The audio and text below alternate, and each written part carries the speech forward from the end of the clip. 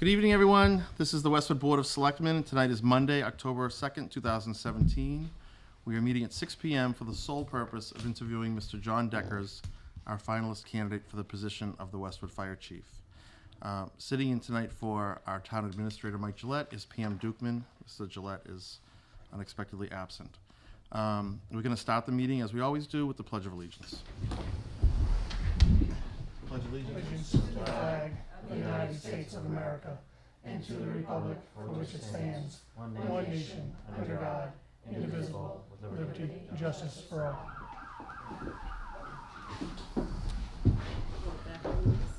Thank you all. So I'd like to break the format of the meeting down into two segments. And the first being an address from our Human Resources Director on what process the town utilized to get us to this point of interviewing a finalist for Fire Chief.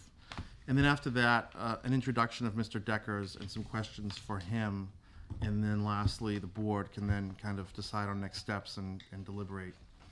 And I wanted to just start out by mentioning that it is important for us to take note of the fact that we are very fortunate in Westwood to have a highly engaged core of professionals in all of our departments.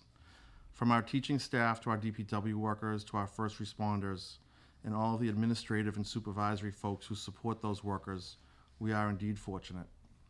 When a modern municipality like ours is confronted with the decision of hiring public safety leadership, we owe a duty to current and future residents to perform our diligence and take our charge of hiring a fire chief with the utmost importance. In this current hiring process, we conducted a robust process that included a search committee, a recognized consultant's assistants, and an assessment center to help us determine the best possible candidate for this position.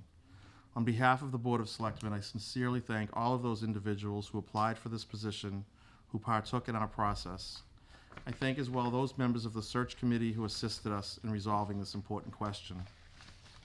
I'd like to turn it over now to Joan Courtney Murray, our town's Director of Human Resources, who can add some detail to the various steps that we used in reaching our decision to bring Mr. John Deckers here this evening. I'd ask each of my colleagues to offer some perspective on the process, and especially the assessment center as they witnessed it firsthand. So with that, Joan, can you just kind of take us from the chief's announcement of retirement to what steps we used to get us here tonight? Sure. Just a very high-level overview. Feel free to ask questions if you have any. But the town engaged the services of MMA Consulting Group to help us with this search. And our consultant and his consultants interviewed a lot of people within the town, town officials, the department heads, school personnel, fire department personnel, and to understand really what were the characteristics that we're looking for in our next fire chief. From that, they put together a profile of what we're looking for, helped us devise a recruitment ad, posted, and our consultant made outreach phone calls as well to certain candidates. So that effort yielded 31 candidates who applied for the job. From that, a small group selected 8 people to be interviewed by phone for a first round. One person took himself out of the process. We ended up doing 7 phone screens. And from that, we identified 5 very strong candidates that we wanted to bring in for interviews before a panel and a full-day assessment center. The panel was comprised of department heads in the town and community members, and was appointed by the Board of Selectmen. So we had the candidates come in on a Monday evening for interviews, and the following day, Tuesday, was a full-day assessment center. The assessment center is basically, for those who aren't familiar with it, it's a day full of exercises. In this case, there are 6 exercises which measure different aspects of the role that a fire chief would have to play. The candidate's performance in each exercise is judged and scored by current and former public safety officials and municipal management personnel on the factors that are relevant to each of those skills that we're looking for. From the interviews on that Monday evening and the assessment center on Tuesday, there was one candidate who emerged at the top of both of those events. Our interviews yielded two top candidates, a third, contender, and two who were a little less than we thought that we needed, but we were very excited to see them in the assessment center. And then the next day's assessment center yielded much more data, and Mr. Deckers was consistently at the top of that process. So we knew coming out of the interviews in the assessment center that we had one candidate who was a leading candidate. And so the board authorized us to do a background investigation on him. That has come back, and I'm happy to say you passed. There, with no concerns about anything in his background that would prevent us from wanting to move forward in the process. So that's my quick overview of the process, and here we are tonight. Anything on the process piece? Either of you guys? I did not attend the assessment center, so that's why I thought I'd open it up for commentary on that. I don't know, Nancy, did you want to go first? No, I thought you. I got to be honest with you. I mean, I in the last couple of days, I've struggled with this. That people that we have in town are two very good qualified candidates, and I wonder about the process that at least at least one of them who I thought would do really well and would be able to, step in as the chief, did not get to this stage. So I wonder about how much of the, if you will, the process kind of put people at a disadvantage. And I've struggled with it, and I know this individual very well, and and I know the community is going to say the same thing. Well, how come people that we know didn't make it to the top or didn't rise to the top? And I sometimes wonder about the intangible part of it that doesn't really get added into when you bring in an outside assessment person. I really worry too that we give the message to people who work really hard and give their blood, sweat, and tears to the town that don't really rise to that top, even though that's everything they've strived for in life. And I suppose I rationalized it with, at the end, an Olympic skater who goes to the Olympics, practices for 30 years or 20 years to get there, and then on the day of the competition doesn't get even in the medals. And I guess that's how I kind of rationalized it as where we went with the process. But I mean, I have interviewed Mr. Deckers, and I take the assessment for what it's worth, and that's what we put in place at the time. So I understand that. So. All right, thank you. Nancy, do you have anything? I want to just comment a little further on some of the things that Joan mentioned. The original foundation of interviewing many people in the community, one of the things we were very sure to do was to reach out to the entire fire department. That was a charge we gave to the consulting group because we felt that the fire department itself probably had some of the best information to share with us, and reaching out to all of them was an important element of laying the groundwork for what we were defining as seeking in the new fire chief. I also want to add that in the steps along the way, there are many ways to have checks and balances, and I think that the combination of interviewing and recommendations that we received on people, the assessment center, which looked at many different things, so it wasn't a one performance type item, I think gave us a lot of good data to work with. And I'm really happy we're here tonight. I feel for people who were great candidates who aren't here with us tonight, who are in some cases very strong personnel in our fire department, and others are very strong personnel in their respective departments outside of Westwood. It's a rigorous process. It's not easy to get through. I'm sure you can attest to that, Mr. Deckers. It's not easy, and we had a broad array of information to work from, but eventually it narrowed down, and there's only one candidate who can fill the position. So we're here tonight. I think the process was paced and thorough, and I'm really appreciative to you, Joan, to Mike, to our consultant who we chose through procurement process as we are required to do, for all your work collectively to help us get to this place as well, because it's been a several-month process leading up to tonight. comments? Both. With that, John, you want to introduce John, and then I'll kind of let John introduce himself? Or? Ladies and gentlemen of the Board of Selectmen, I introduce John Deckers.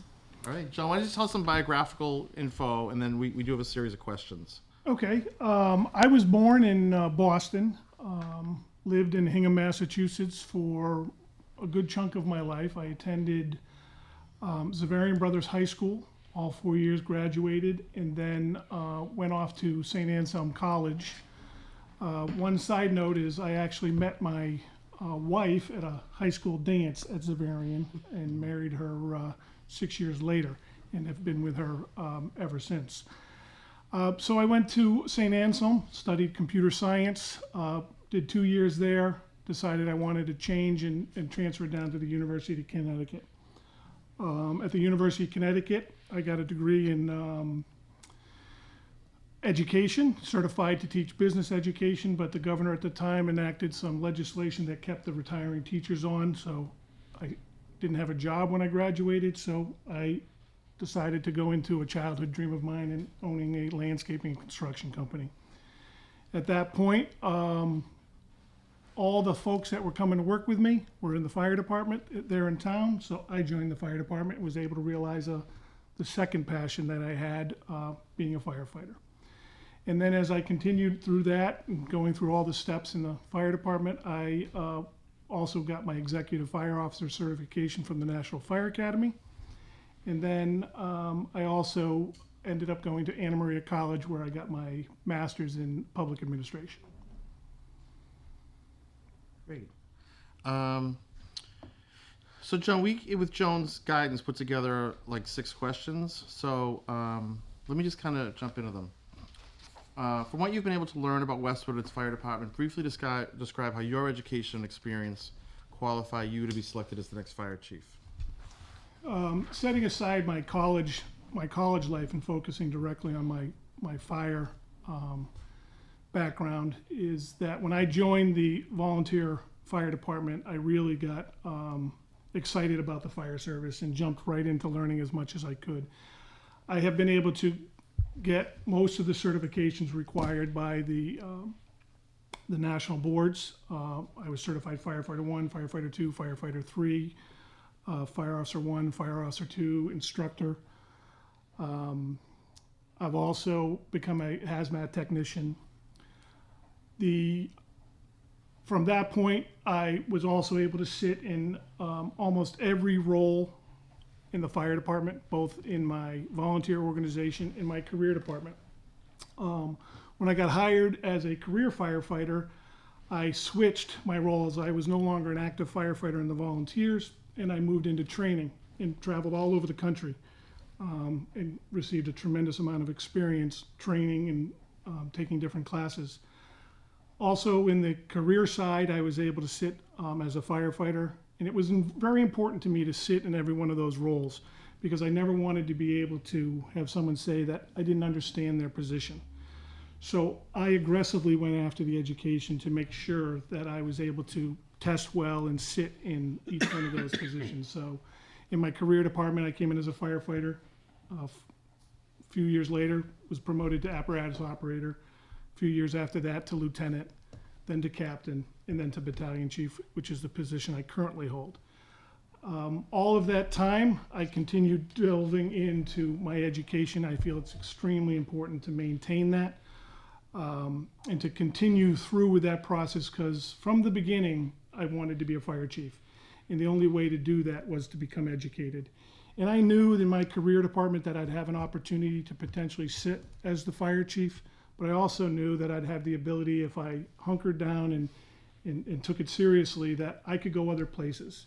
And that's what brought me to Westwood. I really believe that Westwood, I'm coming back home from where I spent a good portion of my childhood, and I'm looking to take on the next step in the next chapter of the Westwood Fire Department and continue where Chief Scoble has left off. With the firefighters here in town, I'm hearing great things, very professional organization, and I really feel that I can fit in, especially when we look at my leadership abilities and what I bring to the table. Great, thank you. You mentioned the word leadership. how do you see, well, describe your leadership style, and how do you see that serving the needs of the department? I have a very open leadership style. If I was to look at a vision statement, my vision is that we're better together. I truly believe that both the union and the chief of the department need to work together to provide the best possible service to the community. To do that, I look at a leadership philosophy of 4 items. Basically, it's love, power, delegation, and celebration. Now, some of those words seem a little touchy-feely, for lack of a better word, but the love really is admiration. I absolutely love the fire service. I want to provide the best possible service to the community, and in doing that, it's important to bring everybody to the table and look at all the things that we could possibly offer the community, and then focus our attention on the major things that we should do, basically our mission. If I'm looking at power, it's not a power where I'm putting you down or putting my thumb on you. Power really is having the authority to give to others. I believe in empowering everybody on the job, from the brand new probationary firefighter all the way to the chief of the department, and holding myself accountable. That authority and that decision-making comes with some guidance. And I truly believe that at every level, when someone walks in, a probationary firefighter, if they have the answer, should be able to give that answer to the community. They have to be part of the community. And the only way to do that is to give them the empowerment to do that. If they have to keep asking and all the way up the chain, we lose a lot when we do that. That goes into the delegation component, or authorship, where I believe in the fire chief can't do everything themselves. I have to be able to delegate. I have to be able to trust the people I work with. So with that, I plan on doing a lot of delegation. And I hope that my company officers will delegate from there, and so forth and so on, because that's where we build that authority and admiration. And finally, the celebration. I believe it is extremely important to celebrate our successes and not dwell on our shortcomings. Not that we don't need to fix our shortcomings, but I don't think we need to dwell on them. We bring people up, keep helping them, keep giving them a step up. That all comes back to that education, those years and years of working within the system, and celebrating those successes. And I really believe that we can do that, and we have to do that through basically utilizing professionalism. Well, that's a great way to describe it. I never heard described in that way, but that's great. And what do you think are the most important issues that will confront you if selected as the next fire chief? I think in the beginning, it's going to be earning the trust of the community and the firefighters, in the department, and all the administration within the town. Because I'm going to be the new guy from the outside. So I'm going to have to prove myself. I'm going to have to basically put my money where my mouth is, and the things that I just discussed, I'm going to have to show. And I won't have a problem showing that, because that's how I've run my entire career. I really believe in transparency. You really get what you see with me. I don't hold things back. And I do hold people accountable because I expect to be held accountable. So really that's one of the bigger issues. And then we really have to get together. That whole concept of together, better together, is we have to look at the industry and where the industry is taking us.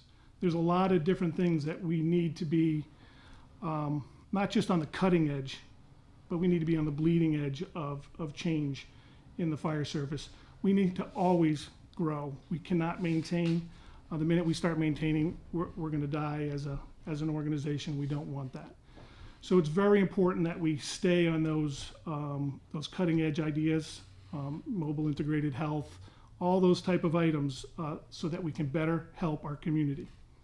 And we're going to talk about data in a minute. But before we get there, I think, and you kind of touched on it a little bit, but we are fortunate. I know we were showing you some video before the meeting of the fireman's foam, and we've talked about the fire department does so much at Westwood Day and so many other. They have an open house in the fall. They're involved in our tree lighting with Santa in December. So knowing that those exhibits are there, how would you engage with the community as the fire chief, in addition to these robust things we have going? What's your style of actually reaching out? I think one of the most important things we need to do is educate. And to do that, we have to get out into the public. Not only the fire chief has to get out there, but the union gets out there. As you said in the videos that you showed, they're doing a lot of that, and that's awesome. That's very important. I think that the chief needs to get out there. I need to attend a lot of the senior meetings. I need to attend a lot of the business and civic groups, because that's really where the questions will be asked. I obviously will, being transparent, will have an open door policy, would want to talk to the public, come in, see me anytime. But you get your message out, and it has to be a proactive message in the community. We can't decide all of a sudden we need something as the fire department. You have to be sort of a farmer and plant those seeds out into the public, and then go back out and continue to water and fertilize until those seeds reproduce themselves in support of your organization. So for me, it's extremely important to do that. And one of the best ways now, especially in the social media age, is I really believe that the fire department needs to have its own Twitter pages and Facebook pages to get those information out. We're coming up to a time of year where you have to change your batteries. I know the union has a very robust Twitter page, but I feel that the fire department should have a formal page to get that message out into the public.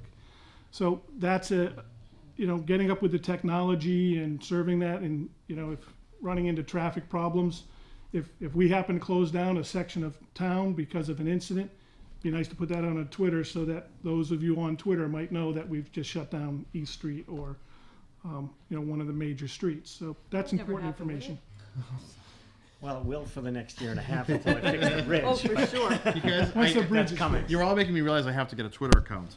And along the lines of technology, what's been interesting, I think, for all of us is that we're very fortunate that we're opening a new fire station, and the town has grown with University Station and continues to grow. And so when we look at staffing and we look at what is the services that we're running, the number of ambulance calls continue to increase, and the chief was here last year talking about the number of multiple calls at the same time. And I think for us as a board, as a policymaking board, and I always say as a financial controls board, it's data, right? So we're going to be looking to you or the fire chief to develop and help us understand it and drive the business a little bit. So can you just talk about your experience with data analytics and Sure. how you would expect to present that to us? My past history in the volunteers is I actually got them from Ledger into the computerized world. It was a battle. It took me about 3.5 years. I had to fight to get those ledgers out of their hands. But it produced so much information that we could get at a moment's notice, opposed to having put a request in, and 3 weeks later we have more paper to look at that we can't do anything with. So for me, data is very important. And we can track a lot of different data as long as we have it in the right format, in the right databases, and then be willing to export it and attach the data to what's actually going on in the community. And it's a lot easier for me to come to you and ask for different things if I have the data to support that. And I am really into looking at the technology, making sure we have the technology, that we can get the information out of that technology so that we can use it in our presentations to the board and to the community. Great. And this is the last question, and then I'll open it up to the other members, and Pam, if you have anything. And the last question that we had was, how do you envision your first few days, first few months, first year, if selected as chief? So I guess this is kind of your wrap-up, too. I mean, what is it that you want to tell us, and what should we expect if we have a Chief John Deckers in that first year? I think in the first few days, it's going to be me getting to know everybody in the capacities that I'm going to deal with them in. So getting to better know you as the selectman and the also division heads in the community.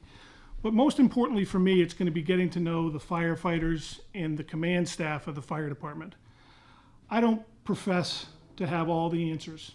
And using that better together philosophy, I really want to make sure that the firefighters understand that I'm going to be looking to them. I'm going to be watching. I come from a different system than they're used to operating in, so my mindset will be a little bit different, which is actually a good thing because I'm willing to look at different things that may never have been looked at before and have those open conversations.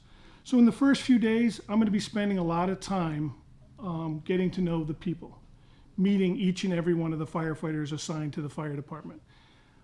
Sitting down, if I can, with Chief Scoble and Chief Reardon, and really getting a true understanding of where the fire department is. And then from there, I need to start growing that out and get into the community and understand what the community is looking for from the fire department. I need to make sure that when we find that information out, that I'm giving you the information you need through the town administrator, so that you have everything at your disposal, so when you're asked questions by your constituents, that you can answer intelligently and not have to, well, hold on, let me call the fire chief. I'm hoping to be proactive in that way. So the first few days and months, it's going to be interesting. I would argue that I'm not here to make immediate changes, because from everything that I'm getting, this is a great department. I just want to help them get to become an extraordinary department. So that's my goal. And to do that, it's going to take some time. It's going to take an investment. It's going to take shared sacrifices between myself and the union to gather all that data, gather all that information, and to move that forward. That's great, thank you. Any questions from the board? Go ahead. What made you decide to come back home to Massachusetts, and in particular Westwood, as your next career stop? When I was looking at fire departments to go to, one of the things that drew me to Westwood was the fact that the town itself invests in their public safety. In this day and age where money is a tight commodity, you're seeing a lot of communities not put their investment into their public safety sector, and if they can downsize it, they are doing that. I saw between what you've done with the police and the fire and your commitment to hire as the data supports, a place that I would want to go to, a place that I could call home. I called it home for 4 years when I was in high school. My wife's parents still live in Millis, so it's a homecoming for us. Also, because I made a promise to my mother-in-law 30 years ago that I would bring her daughter back, and that I can fulfill that promise. I like to keep my word.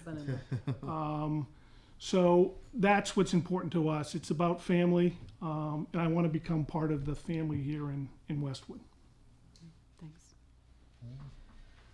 So, obviously, there were internal candidates, right? Yes. So as you come in, how do you see yourself, if you will, interacting with other individuals who go for the same job and weren't as successful? How do you see that playing out? I think, from my conversations with at least one of the candidates, that I think we will do well together. I think both candidates, from the very short point that are professional. And most firefighters, if not all firefighters, have a passion for this industry. They may have some heartache over not getting the position. I think that will go away once we're formally introduced, once we start working together, once they see that I'm not there to change their world. I'm there to enhance whatever I can enhance with them. I lived that role and was passed over as the top candidate for a promotion within my own organization. I have a great relationship with the individual that got promoted, because at the end of the day, it has nothing to do with me or that other person. It's the altruism that should be looked at, that service above everybody else, and commitment to the community. And in the end, we will all deliver that to the community. Will there be some tough times, some decisions? Absolutely. But I feel that I am open enough and will have communications. Will we have disagreements? Absolutely.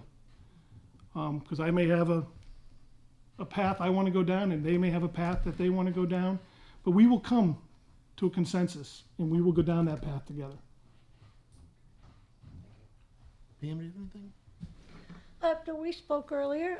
We talked about kind of the town's financial practices and how we operate, and Good job, Pam. we're in some good times And you now. stuck around. No, but I said not all years are good. We No. have lean years, but that the selectmen are committed to sustainability, and that we really don't grow and add positions unless we know we can sustain those going forward, because we don't like to have kind of this up and down fluctuation, and that we have a good track record of that, and that's how we would, look to proceed going forward. Absolutely. Yeah. So, John, the board, in a moment will ask to excuse you, and as we deliberate, I will tell you, I think each of us thinks somewhat philosophically differently about how we operate as a board, and that's typical. Mine, as you'll probably find out, is much more of a policy making, and I defer greatly to our town administrator, who had said all sorts of great things about you, and he was absolutely right. And so I'm so impressed with your presentation tonight, and I thank you for that. And at this point, unless anybody has anything else, I would thank you for coming. I know it's been a long process, and the board's going to do some deliberation, and in the coming days, or Joan will reach out to you. Excellent. All right. Do you have any Okay, questions for us, though? I don't. I mean, I think a lot of those have been answered. Okay. And if you make the decision to move me forward in this process, I know we'll become very close, and those questions will all come out then. So I very much appreciate all the time you've invested, and I am really looking forward to being the next fire chief here. Okay. Thank you. Thank you. Thanks a lot. Thank you very John. much.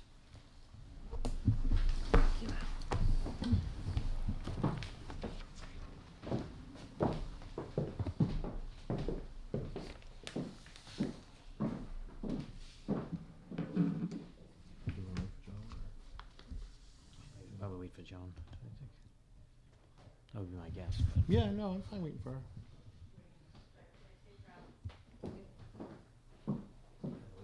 Watch the tape tomorrow. Joan, thank you for all the efforts you did in this process. My pleasure, thank you. It's been a lot of work, and I'm very sincere when I say that. I think I'm very impressed. Yes. Like I said, I think you and Mr. Gillette have been in this business for a long time, so I have a lot of deference and respect for your opinions. And Mike had reached out to me to say that he thought we found the perfect candidate, and I have to say I agree. I think he would do great. I think it's interesting in these scenarios that sometimes the stars seem to align. So this guy was part of the community 3 decades ago. I was looking to come home, but his technical descriptions tonight of everything that we want as we move forward, I think were excellent. So I have no hesitation in saying that we should appoint him. I don't know. Well, I mean, look, in all honesty, I told you I struggled with it, but I think I'm not going to rehash what I've already said. I mean, I think in the end that it's important when, and if we appoint Mr. Deckers, I think that it's probably important for his candidacy and going forward with the town that it kind of be a unanimous vote. So I agree. And I did like your analogy, and I think that's fair. And I think this is always hard when we go outside where the history has been an internal candidate. Well, and I look at it this way, I shouldn't give too much of myself away, but, I never tested well in school, right? When I took the SATs and to get into law school and everything, college and law school, I never tested well, but yet I finished at the top of my class. So just, that's the hesitancy I always have about a process of testing, is that some people just don't test well, but that doesn't mean they can't do the job, and I just feel sometimes that we might have left that out this time, but I committed to the process, and I understand, and I'm disappointed that probably the other two, or at least one out of the two, didn't get to the final stages, and I don't know, it's just disappointing for me, I guess, more than anything else, and probably as much for them as it is for me.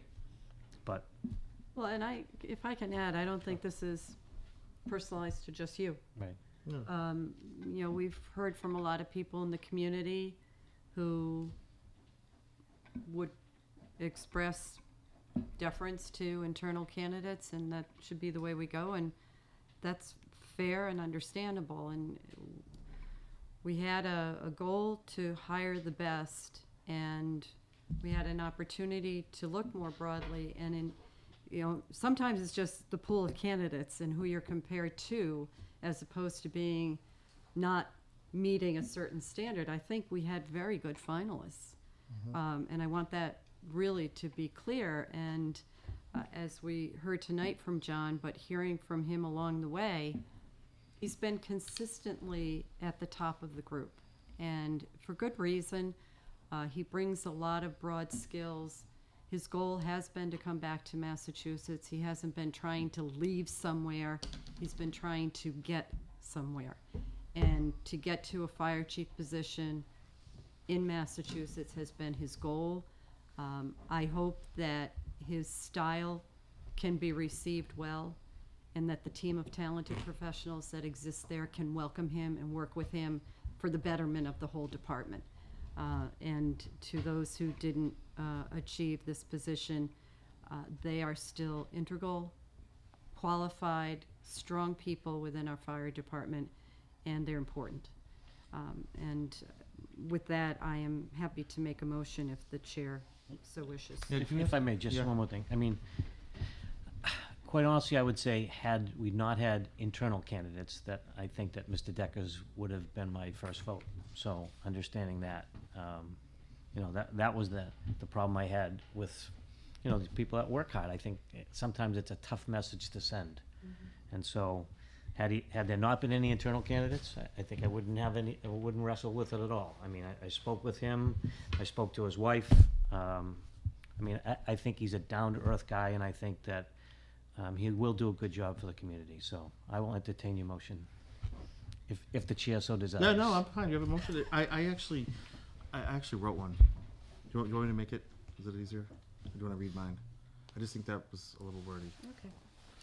I move that the Westwood Board of Selectmen vote to appoint John Deckers to the position of Westwood's fire chief, subject to completing contract negotiations and the physical exam. Yes, right, that's a contingency. I believe that's correct, yes.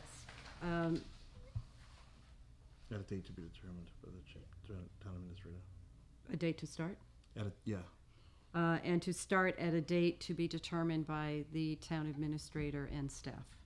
Does that work, PM? Tom, that work? It's fine. Okay, I'll second. Second, okay, all in favor? Aye. Aye, opposed, Aye. none. Okay, thank you. Take a motion to adjourn. So moved. Second. All in favor? Aye. Aye. Good evening.